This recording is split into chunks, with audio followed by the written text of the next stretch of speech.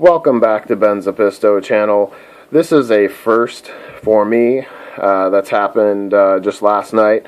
I've got an Apistogramna Macmasteri female guarding eggs inside of that pot. You can see her, she just popped out right there. Her name's Adrian. Doesn't really matter to you, I'm sure, but it got Adrian and Rocky in this tank. Rocky is my male Macmasteri. He'll probably pop around and get in frame pretty soon, I'm sure. He's always hanging around his female. Rocky, I'm assuming, is about 8 or 9 months old, and Adrian is probably 6 or 7 months old, maybe a little bit older. There's Rocky in the back right there. They have been a really good couple. For me, they've been displaying a whole lot. You can see them right there. They are already starting to display to each other, and she continues to do so even though they've laid eggs, which is really encouraging.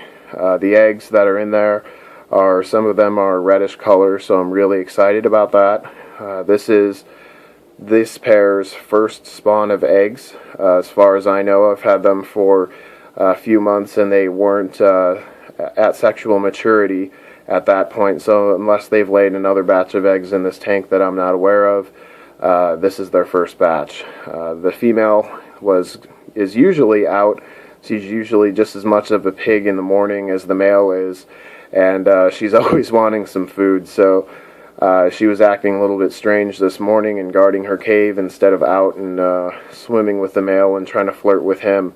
So I was decided to get my flashlight out and checked out inside of the cave, and I've got eggs, so that's awesome. We'll see what happens. This is still a pretty young couple, and it's her first time, and maybe the eggs didn't get fertilized. Y'all know how that goes. So anyways, thank you for watching. Rate, comment, subscribe.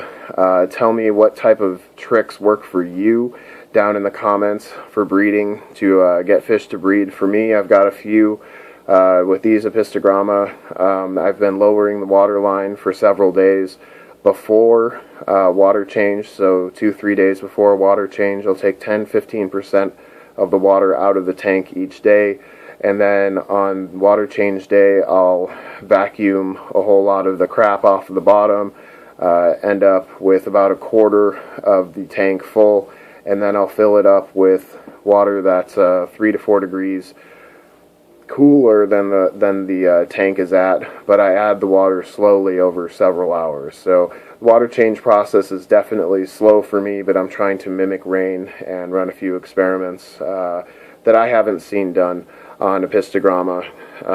And I'm sure maybe somebody out there has done it, but I've just decided to try a few methods. So that works for me, and also feeding a little bit more, which a lot of people do. Feeding live food and frozen food. These guys like worms a whole lot, so I do that. And yeah, that's it. That's what I do. So tell me what you do down in the comments. It doesn't matter if you're breeding Apistogramma or angelfish or zebrafish. I don't care if fish A to Z or sharks. Just tell me how you breed fish and what works for you, or even shrimp, whatever. And you know, it's always great to know some new information, to learn something off of somebody else. So thank you for watching. Rate, comment, subscribe, and I'll catch you on the next video.